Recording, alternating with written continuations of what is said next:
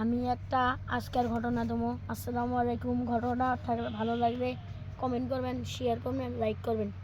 আমি আজকে একটা বাথরুমে ধরছি। বাথরুমের সামনে একটা ঢেল পড়ার সাথে আমি এওত গেছি, ঘরে যাইয়া আগুন জ্বালাইছি।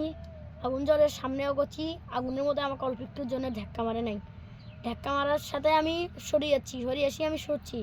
তারপরে আগে একটা চ্যাংরা মাসুদ ভাসতে আমার কি করছে, মাসুদ ভাসতে এখন কিছু ধরে নাই। এই আমরা যে আড়ার কথা কই নাই, আড়াত এখন কিছু নাই, আড়াত এখন পরি আছে। আপনারা এই যে পরিটা যদি আমরা সরাতে চাচ্ছি, এই পরিটা সরান জানো এই ভালো জিনিস না, মানুষের ক্ষতি করলে হয়। আড়ার কাছে এসে খারাপ পেশাব করছে, ওই জন্য ক্ষতি করে ধরছে।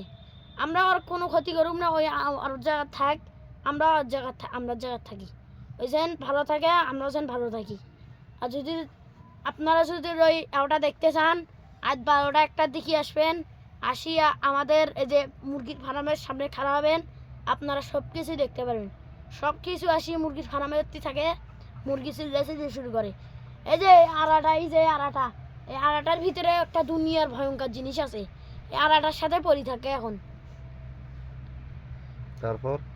তারপর আমরা ওই যে মুরগির ঘরটার ওই পাশে ঘরটা আছে না, ওই ঘরটার উপরে আমরা কি শুচ্ছি, আমি মনে হয় মাছ যাবে একটি পেঁপে খালি মনে হয় ধরে ডিগি তরতিছে, খালি ডিগির মধ্যে শব্দ হতিছে।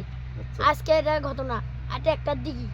ঘটনার পর ওই মুরগির ফার্মে ঢুকছে কেবেন, ঢুকিয়ে মুরগিগুলো দাবড়াতিছে।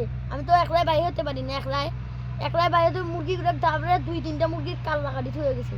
আর মুড়ে হাঁসের ফার্মার হাঁসের 30টা কাল্লা কাটি থুয়ে গেছে। ঘটনাটা ভালো লাগলে কমেন্ট করবেন, শেয়ার করবেন, লাইক করবেন।